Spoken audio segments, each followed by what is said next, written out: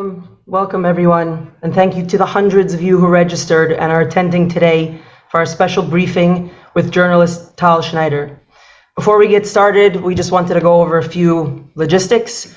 Firstly, there is simultaneous translation available into French and Spanish. You'll just need to click on the interpretation button at the bottom of your screen by the controls and select your language.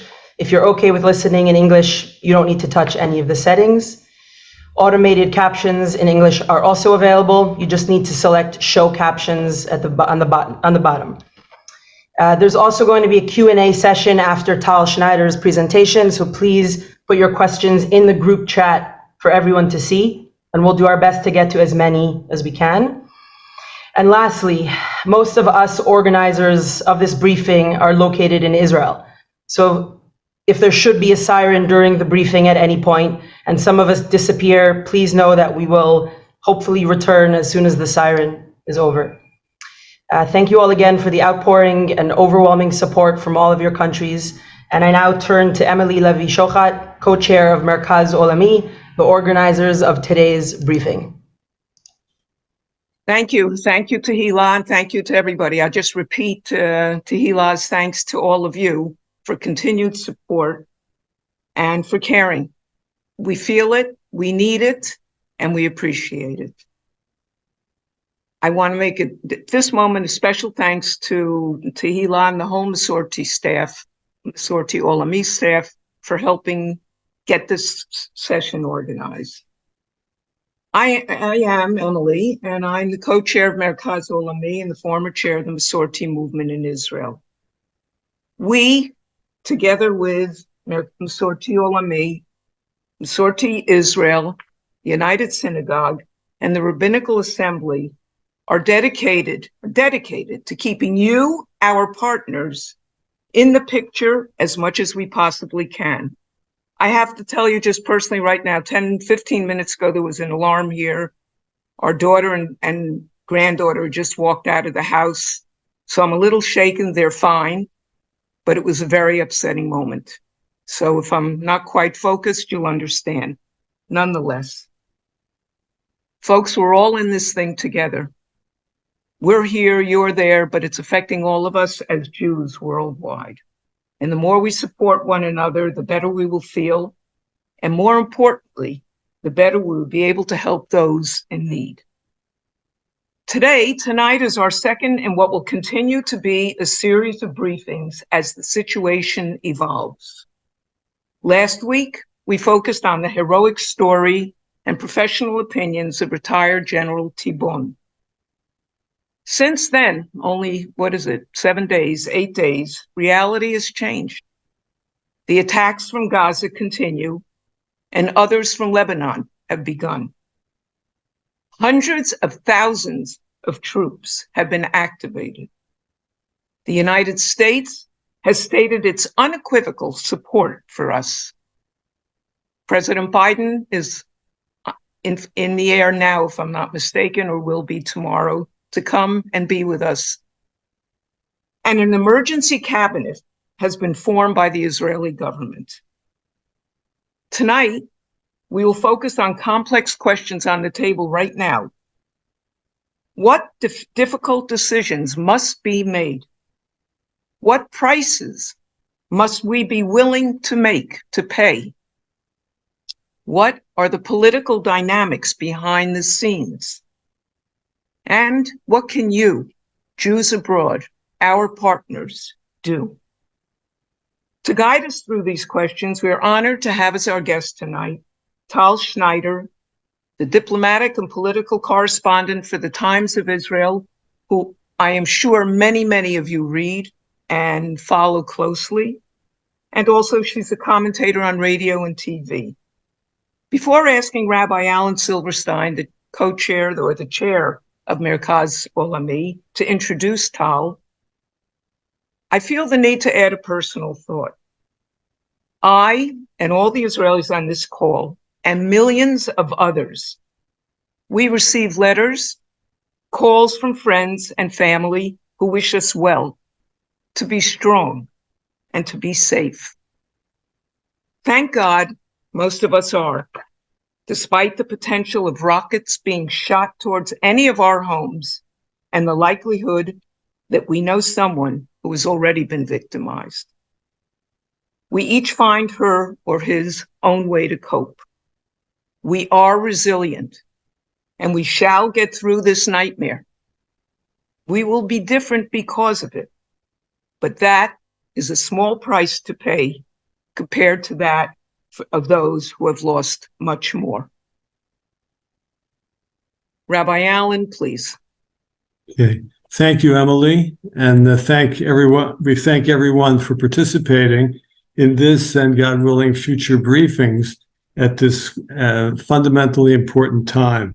Tal Schneider is a political correspondent, as Emily mentioned, for the Times of Israel.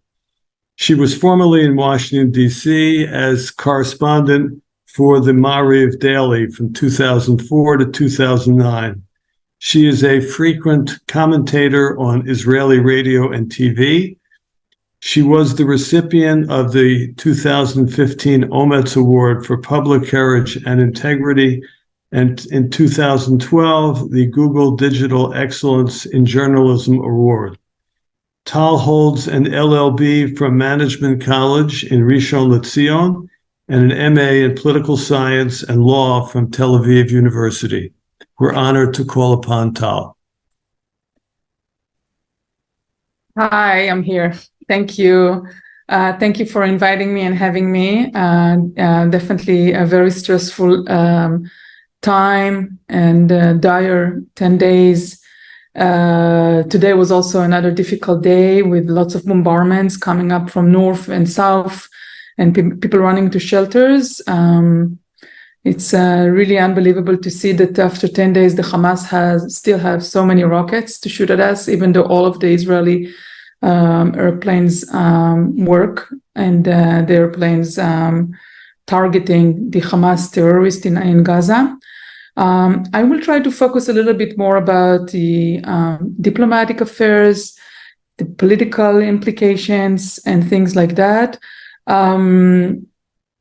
Other to do all of the things, the nice things that have been said to describe me, let me just tell you also that I have 3 kids. I live in Ramat HaSharon. This is a northern to Tel Aviv suburb.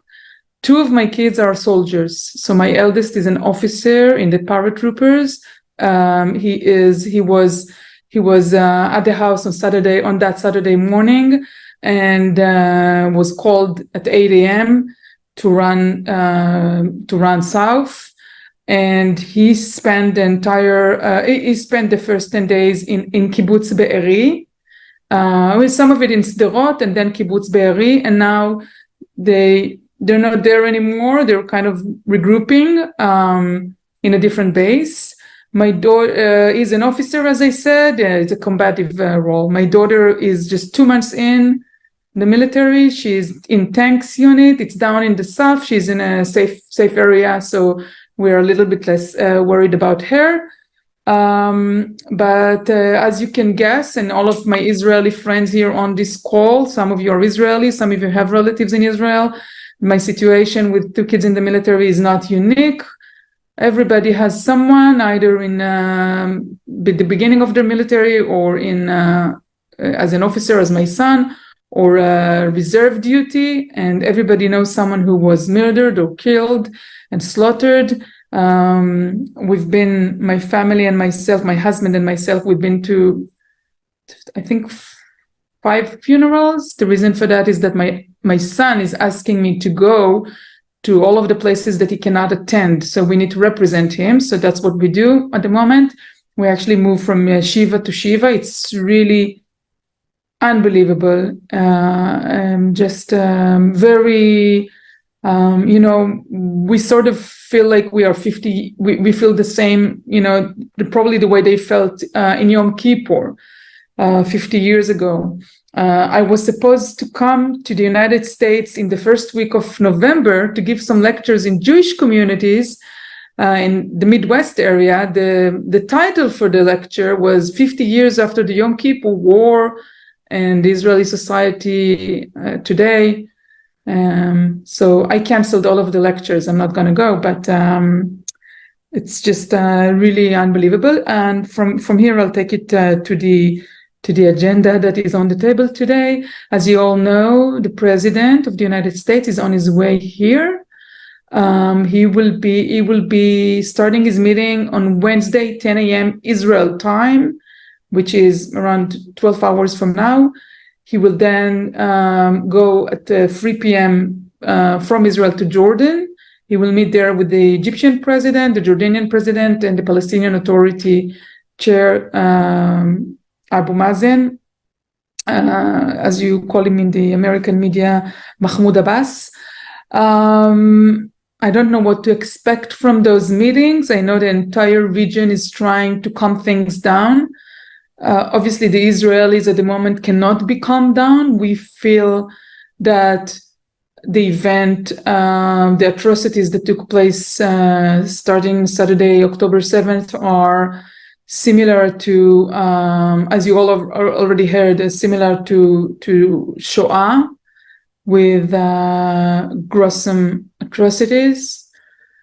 And the Hamas terror organization is now keeping on working to terrorize the Israeli nation by releasing videos, releasing footage, releasing images of everything that you can imagine. Whatever you heard from the president or the Secretary of State, it's true. I mean, I did not look into those footages because I think it's this is the purpose of their terror, to terrorize us. So we try not to look into them, but we could not avoid last night video from the first captive, a woman, and a young woman, a very young woman, with the name of Mia Shem.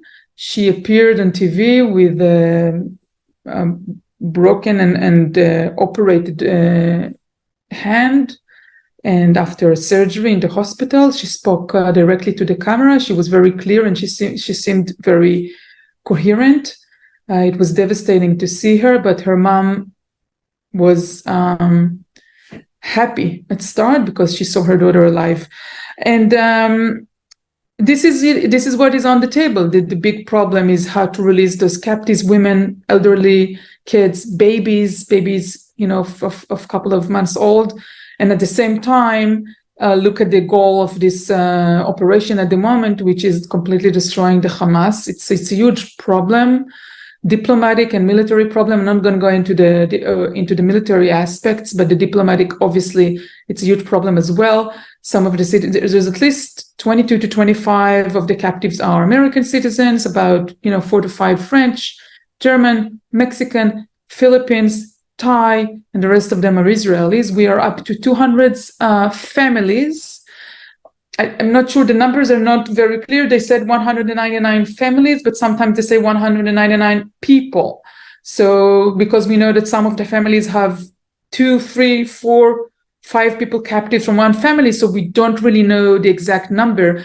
We also don't know at this time the number of missing persons. We know we have 300 deaths, but they are having a huge trouble to complete the identification of the corpse, of the bodies. So we don't know the exact number of missing people, and then we don't know the exact number of captive people.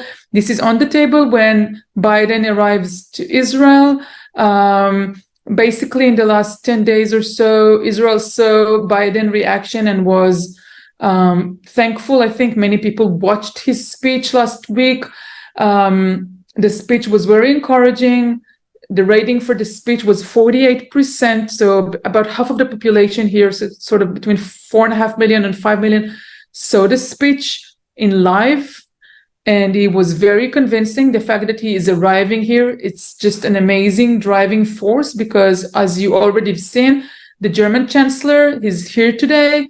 The British Prime Minister will come right after Biden, and the French president will be here as well in the next couple of days. So this gives the entire world the right, an entire Western world, the right approach. I mean, Biden is leading and the rest of them are following. It's very, very important because, as you all know, by minute, Israel may lose the argument with some of the world leaders with respect to what can we do in order to protect ourselves. It's true, by the way, that the Israeli public at the moment is very, very united with respect to the war, with respect to the goals of the war. I don't think it's united with respect to the Israeli government. This is the political subject, which is hard to touch at the moment, but there is no other way to do it. We entered into this war in a very bad situation. The country was torn apart. We went through 5 election cycles in 4 years. This has devastating effects on the public. Israeli Prime Minister is under trial for corruption charges for several years now. There was huge public outrage against him. Then he took office at the beginning of January with all of these judicial coup ideas, with a very stubborn justice minister. It brought people to the streets. There were huge demonstrations. I'm sure you followed. I mean, the public was demonstrating in masses every Saturday. And we've never seen any demonstration like that in Israel's history, I have to tell you that. The groups that were demonstrating, some of them are called, it's like women groups and other groups, the Brothers in Arms groups, all of those groups turned themselves in just a couple of hours into rescue operations. And all of this demonstrations skill and organizational skills was turned immediately into life-saving skills. I'm talking really about 2,500 people who were rescued by private jeeps and cars from the region. Well, while the Israeli IDF was not there, was slaughtered. I mean, the terrorists slaughtered the military, some of the military that was stationed there. We have high-ranking officers that were, that were shot dead in point blank. People from the civil society rescued other people. They set up hotels. They set up donations. I just saw today a group of 600 people from Ofakim. This is not the city that is really on the border, like Sderot. It's a mile away, or maybe 2 miles away. It was bombarded. It was taken by the terrorists. There was like 40 people slaughtered in that city. It's not a big city, but 40 people were slaughtered in the streets on a Shabbat early morning. Someone who was jogging, someone who was taking the dog out, and so on. People who went to the synagogue.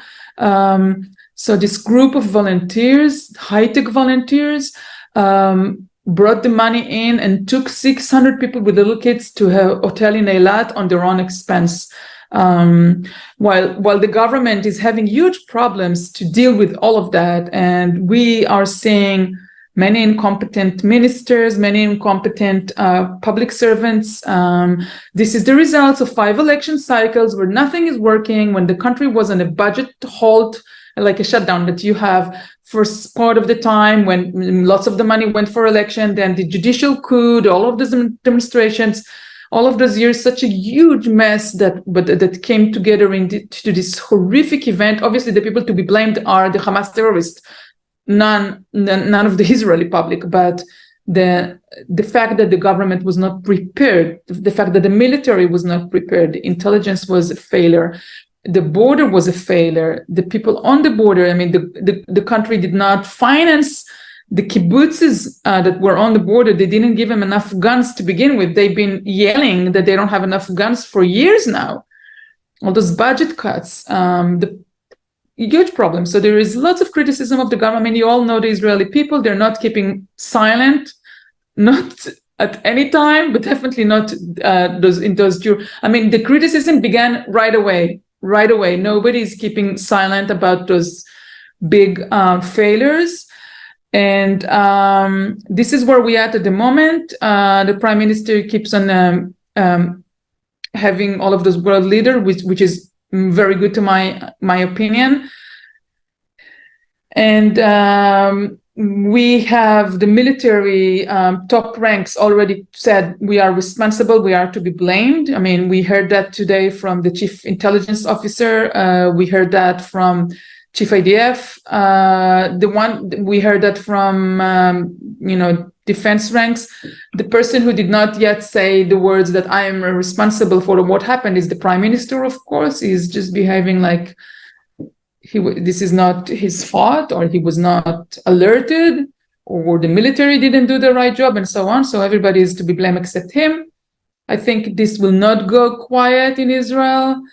But basically right now, the state of shock and the state of I don't want to say desperation, but the state of how would you say, shock or devastating feeling is still so fresh, because people are still going to funerals. We have lots, and a couple of hundreds that were not buried yet, and kids in the military. So it's not, we're not there yet with the criticism. I'm just trying to look at the clock. Should I stop now and take questions? Definitely. Or should I continue? No. Let's open the question. There is a question from. By the way, Shalom lekulam. Yizhar Hess.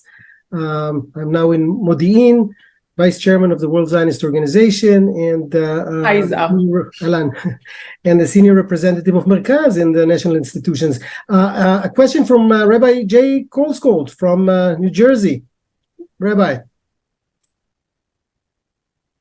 you're muted. Jay, you are muted. I thought I hit the button. Sorry about that.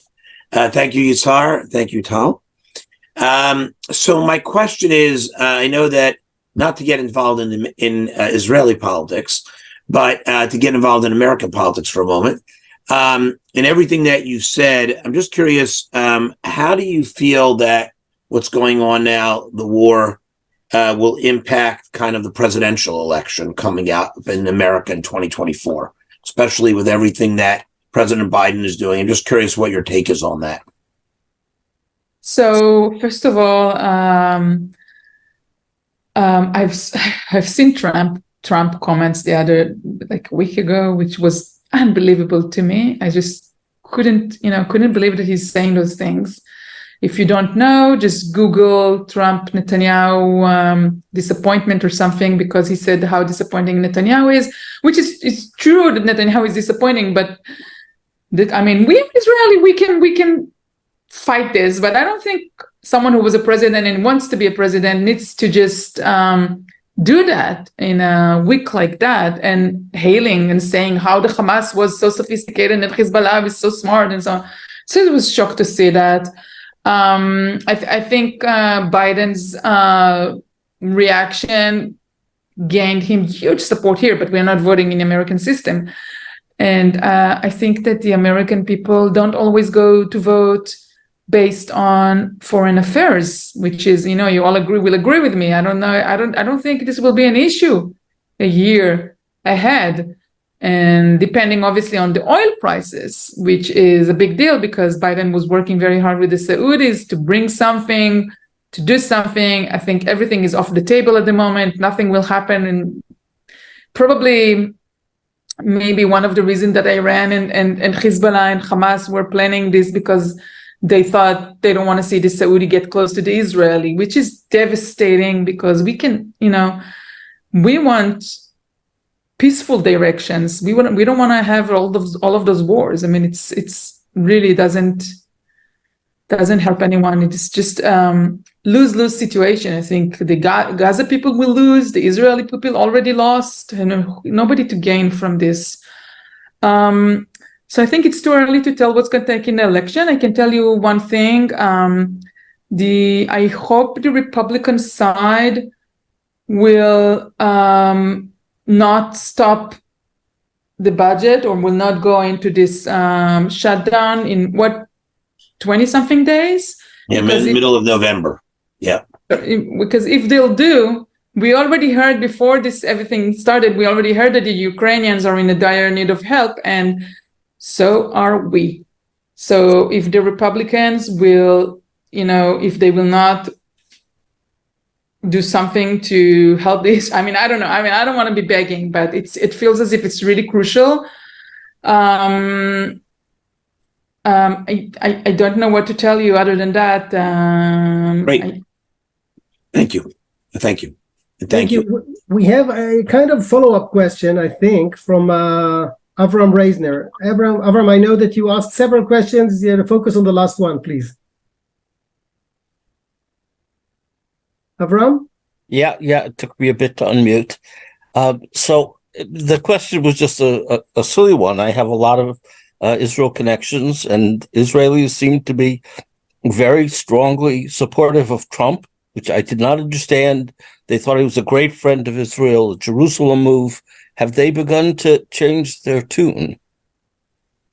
Yeah, I think they saw a very strong president. There's a huge vacuum of leadership in Israel, and people were looking at the speech and they were like, wow, this is the first time. I think that speech was given 4 or 5 days in. People were looking at the speech and saying, oh my God, this is the first time I got a leader talking to me. This is our leader. That's what they felt. Now with Biden's arrival into Israel, it's getting a huge support. The fact that he's sending missions, the fact that he is all in, engaged, sending Blinken, Blinken was here twice. Defense secretary was once. It's very encouraging. I think people are changing their minds. They are not fully aware of what Trump said. When I told you I wrote about it, I don't think people really noticed. It was like right in the middle of we're still under bombardments. As per, it's true that Trump got big numbers here, but since the attack on the Congress in January 2021, was that? It's almost 3 years, almost 3 years, right? I think since then, people have changed their mind a bit, and they started to see him in a different light, but I can guarantee you, Biden is getting very great, reviews at the moment for his leadership, for his courage. Coming here, people were shocked that he's coming under war because the attacks are going on as we speak. We had a very tough day today with bombardments from Lebanon and Gaza all day long, and people wounded in all areas, both in the south and in the north. So it's very, very brave of him to just show up here, and highly appreciated by the people. Yep. I think he might have a good chance if he decides to run for office here too. A question running to office here, I can't predict, they just vote BB. So, hands off this aisle. I don't know. I'm optimistic on that, I think. A question from Sweden. Vidan Boskovic. Vidan?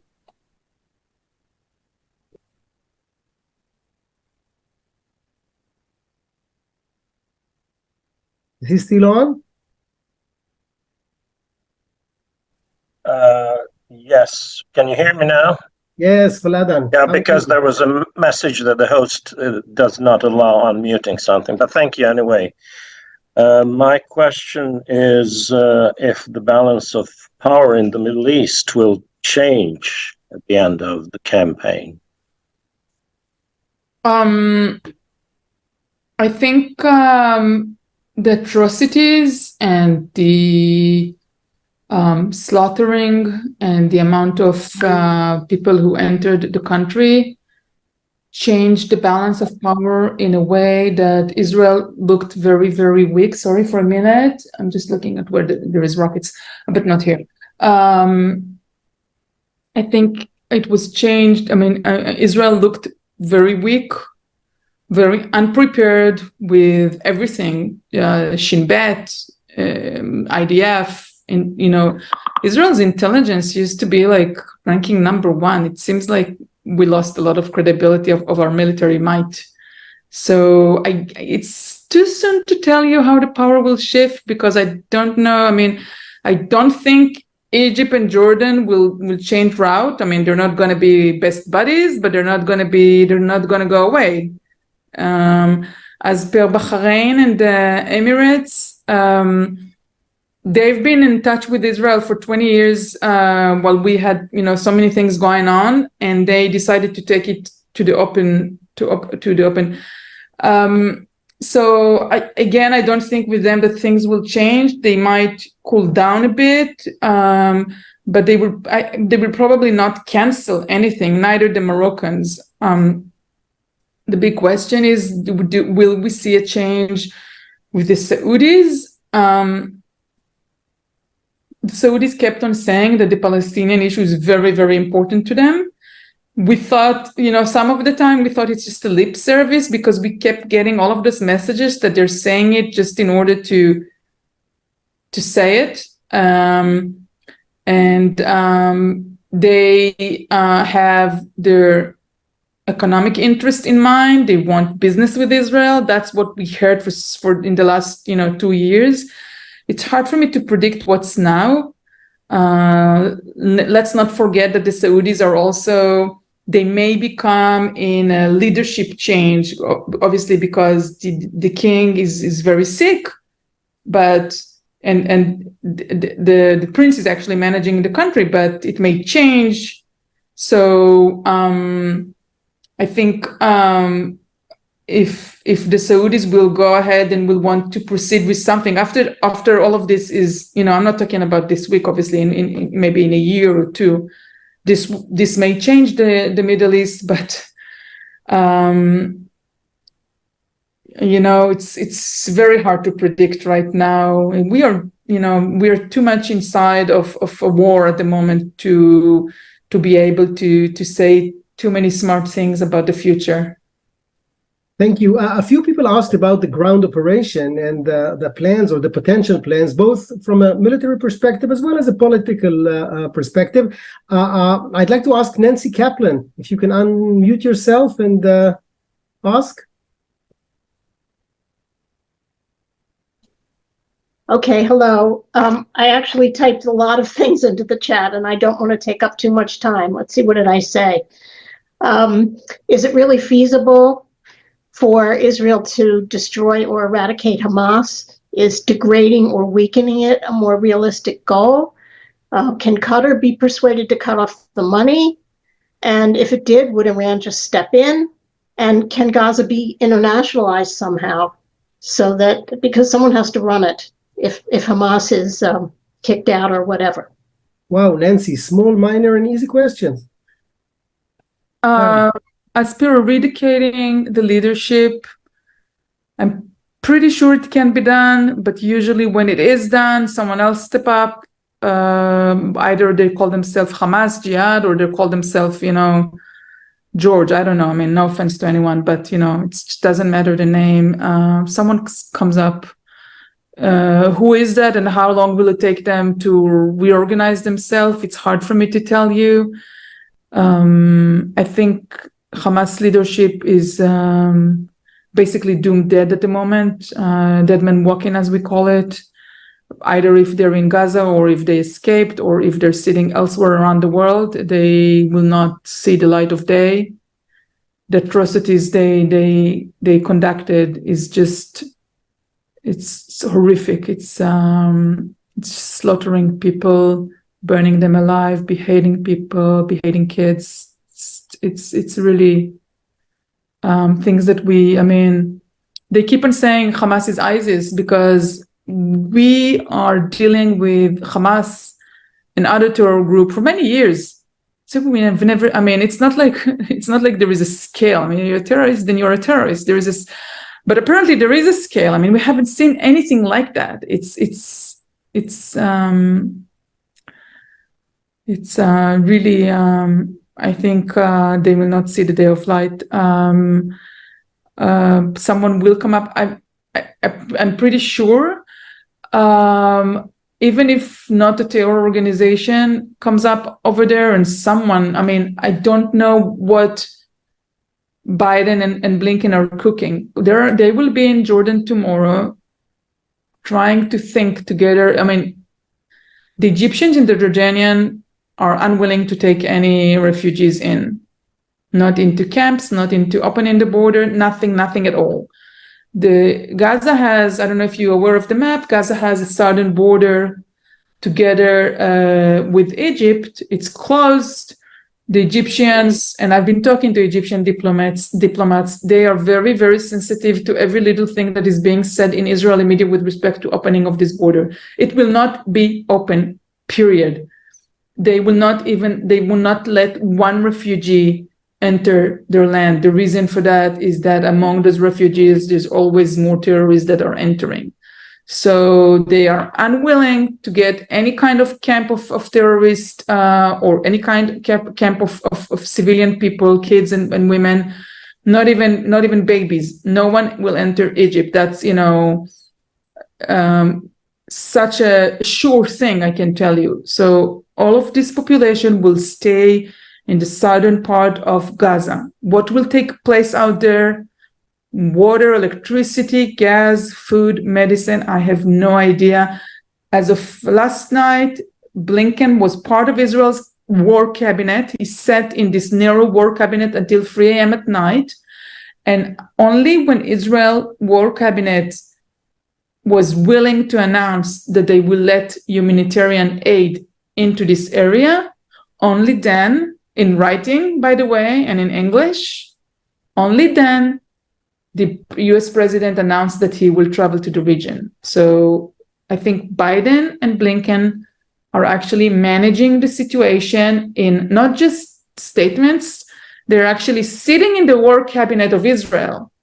And they will sit tomorrow in this regional cabinet with the Jordanian and the Egyptian and the Palestinian leaders, trying to cook up something. I mean, if you're asking me, what can the Palestinian leader go back into Gaza, Mahmoud Abbas, when he is 87 years old and very sick?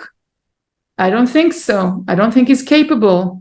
He's hardly being capable of doing anything in the West Bank. And Israel has arrested in the last 10 days all of the Hamas leader in the West Bank. Obviously, there is lots of Hamas people in the West Bank as well. They arrested all of them. So if Biden has a good idea for the region, maybe he's very engaged. They're very engaged. Biden knows the region very, very good. I mean, I don't think I ever seen an American politicians knowing the area so good. But it's the American interest. I mean, they want quiet. They don't want the oil prices. They don't want a regional war. They want this to be over.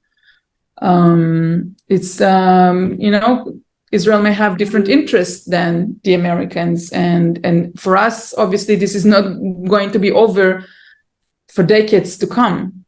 The atrocities that we've seen, and by the way, we are still the stories are just every day. I mean, they're still on and on and on. It's just the whole day we hear people of their escaping route and how did they manage to save their life. They're wounded. And as I said, around 500 or I don't know how many bodies are still not accounted for. I mean, we have the bodies, but we don't know who are the casualties yet. So, thanks. Wanda Toplitsky from Barcelona, president of Masorti Europe. Hi, Tal. Thank you for your insight, and of course, all our support from Europe to all of you living in Israel in this moment. And I would like to ask something in a different direction. How do you read the embracing of anti-Semitic protesters and actions in other places? Of course, it's not new, but this has been the excuse. So how do you read that in relation to these international relations in the area? You're talking about protests in Europe? Yes, and other anti-Semitic actions that took place here. So I was very worried to see what's going on in Great Britain. I have to tell you, I was like, whoa, don't they see what's going on here? I was very worried about that. I am very happy that the British Prime Minister is on his way here. That's very important. I think that will be his first visit here. Or maybe not the first visit, but first visit as a Prime Minister. Sending the British people a strong message. Maybe the American can send them all of those messages. I mean, sometimes Israel is a had good connection with leadership and bad connection with people to people, right? So we have leadership who understands. I mean, London went through horrific terror acts, and Israeli intelligence actually helped the British avoiding and preventing terror attacks. So, I mean, I am hopeful that leadership can explain what's going on here, because, you know, it's really terrible to watch that. Basically, as a whole, I don't think the Palestinian people were very strong overseas. You know, I mean, well, there was the BDS movement, but most of the time, I mean, it was kind of confined to some BDS acts that were in colleges. I mean, I thought it's not, you know, it's like freedom of speech and whatever. I didn't really. I mean, I was a DC correspondent. I lived there. I encountered that in colleges and in university. I thought, it's limited. It's okay. Most of those BDS movements are actually using Israeli high tech in order to build their software and websites and so on. So it was always funny. But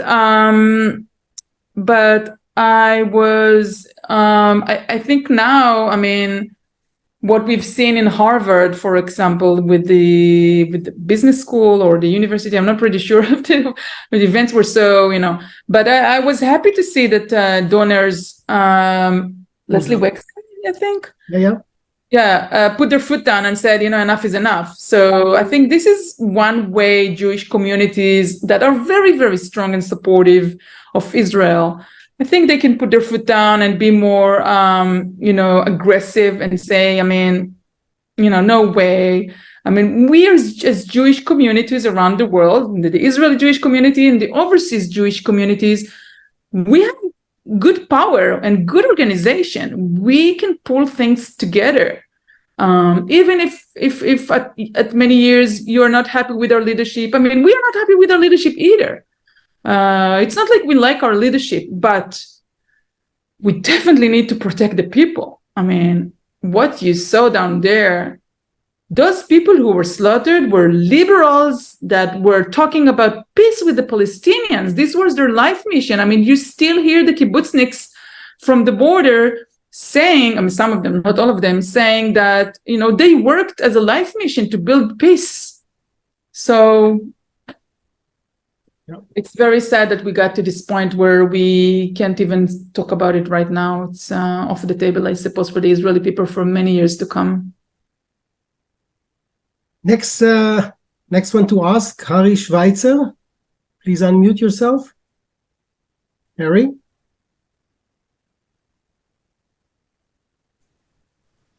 Can you hear me?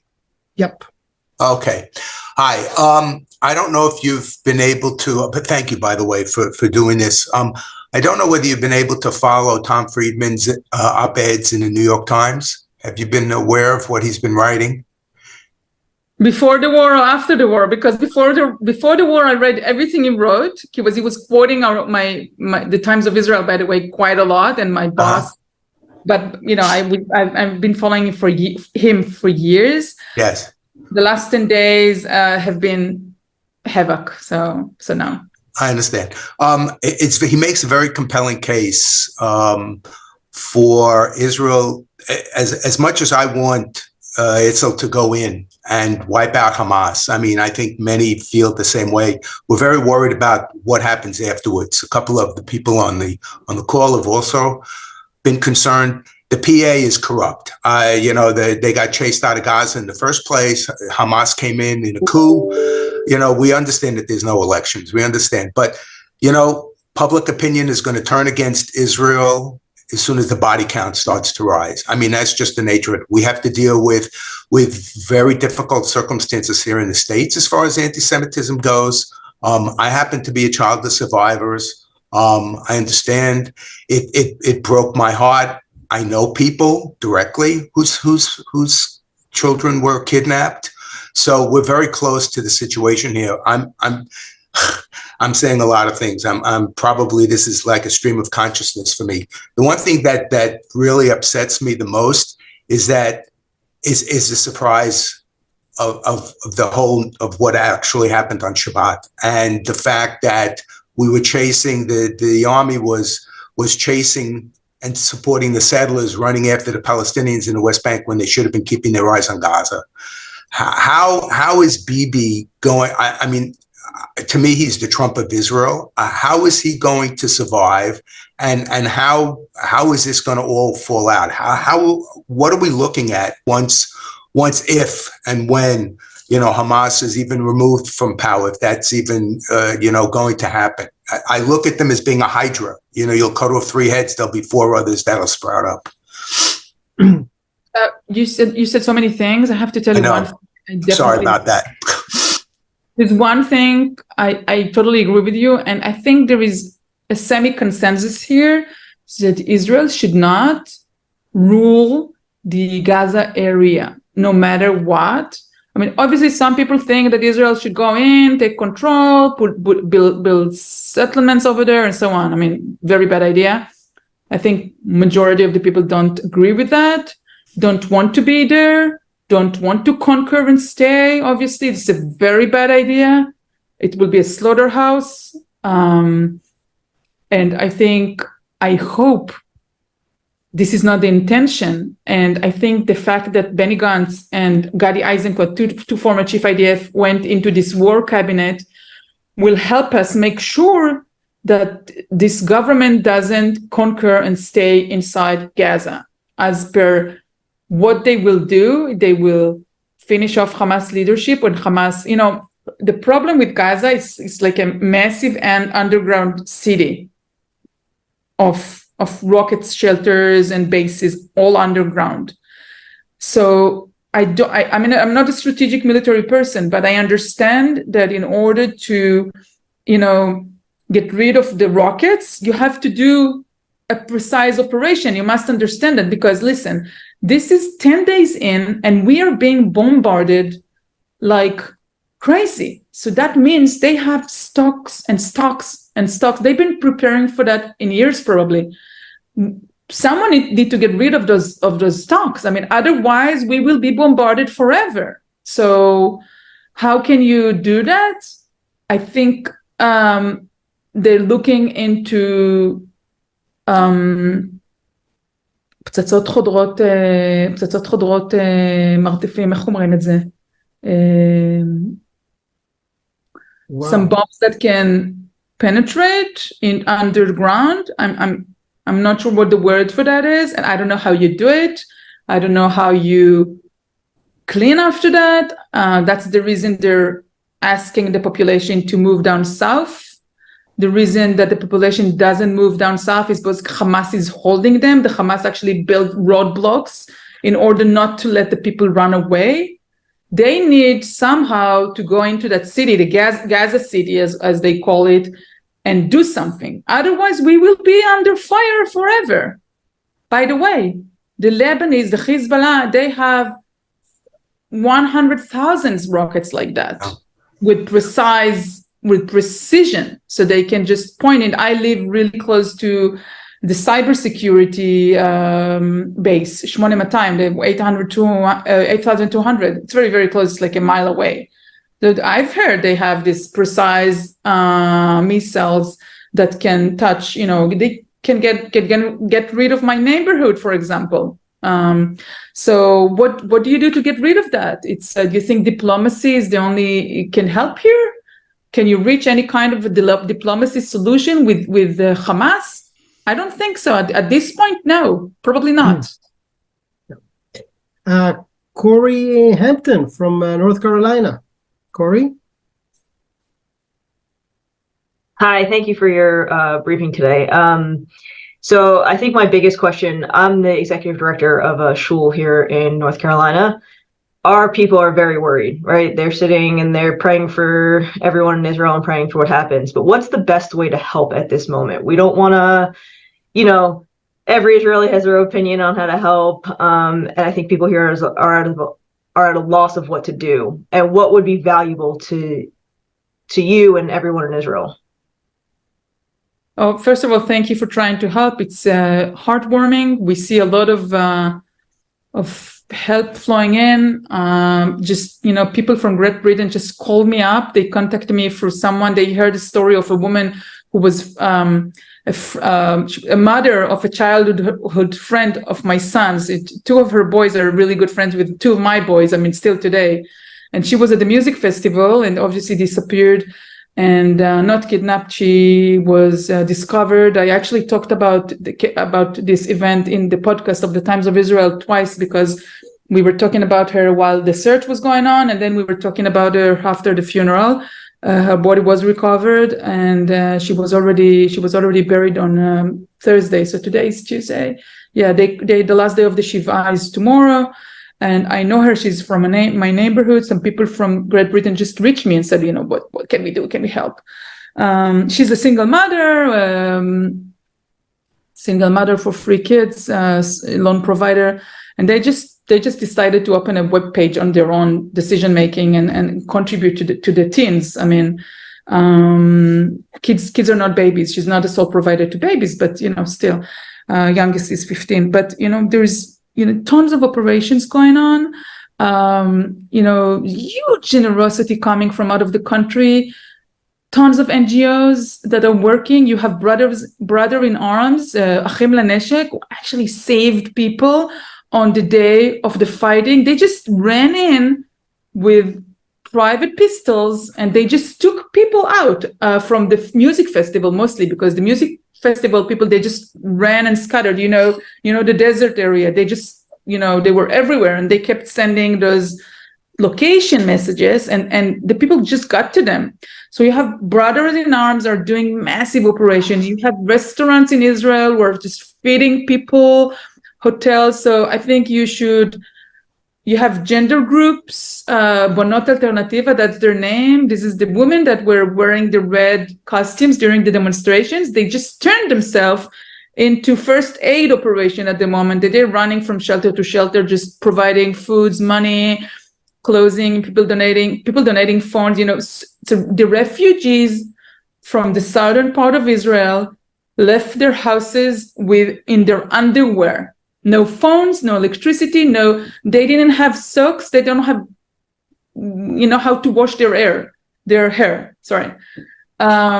So those organizations just donating money, collecting clothes, collecting foods. We are right now, I think we have 100,000 people who are out of their houses as refugees as we speak right now. It's not like they're dislocated because they're not in the desert in camps, but they are put away in hotels without cell phone, without computer for the kids, without nothing. Their houses torched. So not all of the houses of the 100,000, but at least 10,000 houses are. So there is a massive operation going on, a massive civil operation. People in the country do not wait for the government to help because this will take a long time for the government to chip in. The government is very slow, specifically this government, but all governments, a lot of bureaucracy. You can't wait for that. We just put in tons of money. My husband, we all, I'm working as a reporter. My husband stopped working and he's a lawyer. He went to one of those centers, like the operational centers where they just, they pack food, they pack clothing, they just, they get requests, and just look into one of those organizations. Maybe Izhar can help direct to the good causes, because obviously some of those operations, you feel uncomfortable. You have to know some of those NGOs demonstrated against the government before. They were fully against the government. Right now, they stopped everything and they just working. So I feel very comfortable to contribute to them. I know this is really good people. I know the money will go, no corruption. That's I know. On that context, I'd like to remind a very meaningful way of dealing with the situation. The Masorti movement came up with a relief fund that I encourage you to donate via the Masorti Foundation. Secondly, your local federation is working very nicely and impressively with NGOs in Israel, and I would encourage you to do so via them. And the third one would be Brothers in Alarm, definitely an NGO that saved lives. Can I mention? That would be my three options if I would. Can I mention there is the organization behind the people who were kidnapped? So they have a website. Maybe we can look it up later. There is a website, a formal website that all of the kidnapped people, they took organizational skills, people who set up their communications and interviews and translate all of the massive work into English. They put a lot. I mean, this is over 200 people. It's like a massive. So I donated my money to this group who helped the captive people. And I also donated money to the kibbutz movement. The kibbutz movement is like the umbrella for all of the kibbutz, you know, the kibbutz, the villages of the kibbutz movement in Israel. I just put money there immediately, just, you know, in order to, and I also donate money for Brother in Arms, and I also donated money for the gender, the Bonot Alternativa. So you didn't donate yet to the Masorti Relief Fund for the South? I will. I'm just sending my money everywhere I can see. I mean, it's very easy to donate money. That's the easiest things to do. You just sit on the website every Friday, match money 180 or, you know, high or 360 double high to just whatever. I mean, it doesn't really matter, just as long as it goes to good organizations. There's so many of them. Indeed. I'd like to, on that context, something that is not necessarily donating money. We just launched today, this evening in Israel, an operation of the World Zionist Organization for people who have vacation apartments in Israel and are willing to give their apartments temporarily to people who were evacuated from the Gaza envelope. We, the WZO, will be responsible for it, from taking care that it will be given back to the owner in the same condition, and, you know, signing all the legal documents that are in need. So if you have someone that has an apartment in Israel, please let us know, and he's willing, or he or she is willing to do it, please let us know. It's funny that you say that the Gaza envelope. I didn't know this is how you translate this. But I have to tell you that some of the residents of the area, they want to be called differently. They want to be called the Western Negev. They are unwilling to be called Gaza area anymore. So I heard a better one even. They said, no, we are not the Gaza envelope. We are the Israel envelope. So yeah, they are the envelope of the state of Israel. The right word for that? I didn't know that. Yes, I heard it yesterday. So, Chaverim, we are just about to end, and I would like to invite Marco Gold, president of Masorti Olami, to conclude. Thank you so much. Thank you, Yishar. Thank you, Tal. Today we are participants from all over the world, as you've seen by the questions. And your presentation has been translated into several languages. But we all know that whatever language we speak, we really do speak with a common voice in support of Israel. We know how important information is, so we can share the truth, we can stand together, we can advocate in our communities, and as we just concluded, we can help support it with our funds. Tal, I really want to thank you for sharing both your forthright professional insights and especially your perspective as an Israeli. I know reporting as a correspondent is probably, you get to do it from a bit of a distance, but with your son and your daughter serving in the army, I know this is a very personal story for you. And you have done it with, watching for rockets, as all of you in Israel have. So that's certainly drives home our responsibility being outside of Israel of how we can help stand with you. Can I say one more thing? I'm sorry. Of course. Before you wrap up, I just wanted to say to everybody who are on this call and all of the Jewish leaders, we are so thankful for your support and your friendship in this very tough hour. It's not to be taken for granted. It's just really unbelievable, important to the people here. So thank you. Thank you. I'd like to thank the other organizations that were involved in this, presenting this today, Masorti Olami, Merkaz Olami, Masorti Israel, the Rabbinical Assembly, and United Synagogue of Conservative Judaism. I really want to thank our staff, Nili Glick Asaf, Tehila Rubin, Yisar Hess, and I'd like to invite you, everybody on the call, to watch for future briefings so that you can stay informed and you continue to be a very, very strong voice for Israel. Thank you all for being with us today. Shalom. תודה רבה, ערב טוב.